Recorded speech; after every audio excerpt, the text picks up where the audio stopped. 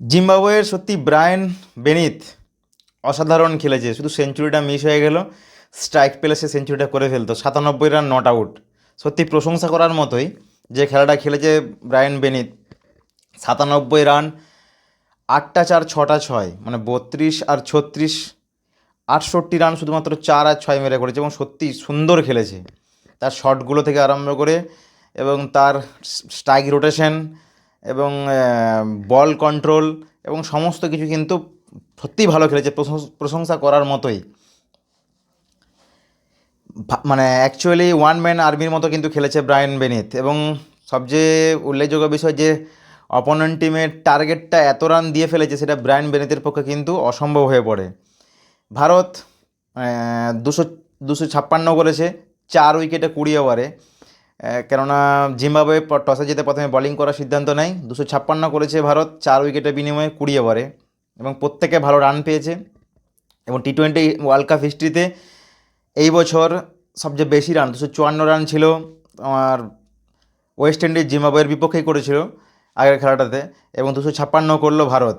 এবং 256 করে প্রত্যেক ব্যাটসম্যান কিন্তু আজকে রান পেয়েছে। আজকে যেমন ওয়াশিংটন সুন্দর এবং রিঙ্কু সিংয়ের জায়গায় অক্ষর প্যাটেল এবং সঞ্জু স্যামসন, আজকের টিম বন্ডিংটা কিন্তু ভালো ছিল এবং এটাই পরবর্তী ওয়েস্ট ইন্ডিজ টিমের জন্য দরকার, যেটার জন্য প্রথমে ওপেনিংয়ে গিয়ে রানটা করবে সঞ্জু স্যামসন এবং অভিষেক শর্মা, এবং তারপর ওয়ান ডাউনে ঈশান কিষান, তারপর নামবে সূর্যকুমার যাদব, তারপরে তিলক বর্মা।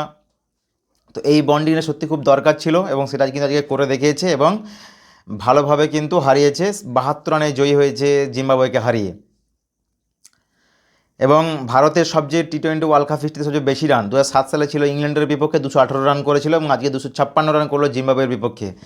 অভিষেক শর্মা করেছে 55 রান, ঈশান কিষান 38 run, Sanju Samson 24 run, Suryakumar 33, তিলক বর্মা 44 এবং হার্ড হিটিং পান্ডিয়া 50 রান করেছে মাত্র 23 বলে, হাফ সেঞ্চুরি করেছে।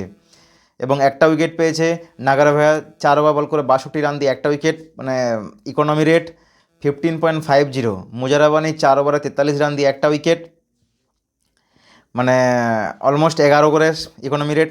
মাফুসা 2 ওভারে 40, 20 করে ইকোনমি রেট।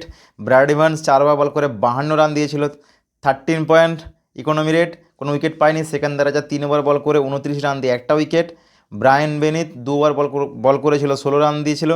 এবং রিয়ান বরাল 1 ওভার বল করে 10 রান দেয়।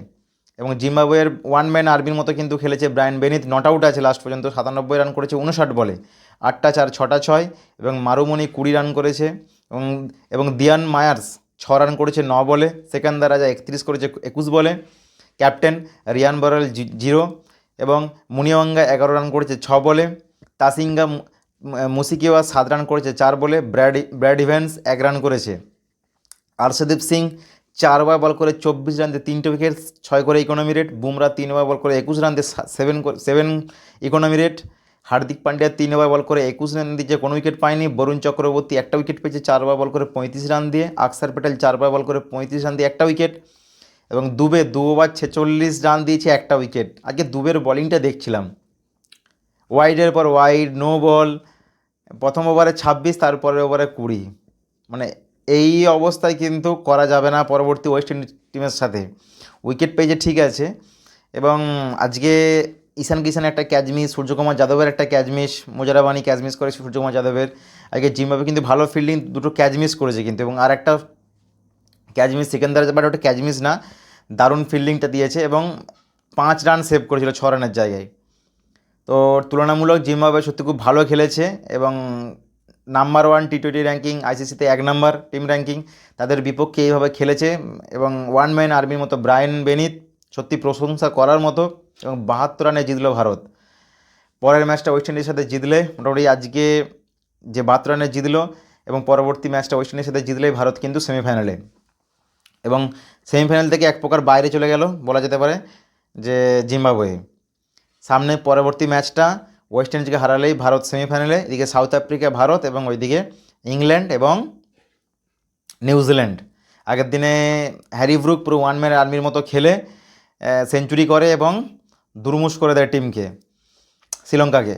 এবং আজকে হচ্ছে ব্রায়ান বেনিথ চেষ্টা করেছে, কিন্তু রানের চেষ্টা এত পরিমাণের ছিল সেটা কিন্তু ব্রায়ান বেনিথের পক্ষে অসম্ভব হয়ে পড়ে। এবং যাই হোক, জয় দিয়ে মোটামুটি আবার সমতা ফিরিয়ে আনলো ভারত, এবং পরবর্তী ম্যাচটা অবশ্যই সেমিফাইনালে যাওয়ার জন্য অবশ্যই জেতা প্রয়োজন। অবশ্যই এই আজকের যে টিম সিলেক্টটা ছিল সত্যি খুব মানে এই পারফেক্ট টিম সিলেক্ট ছিল, এবং এটাই পরবর্তী ম্যাচের জন্য দরকার। তাহলে ওয়েস্ট ইন্ডিজের সাথে ম্যাচটা জিতলেই ভারত কিন্তু সেমিফাইনালে পৌঁছে যাবে।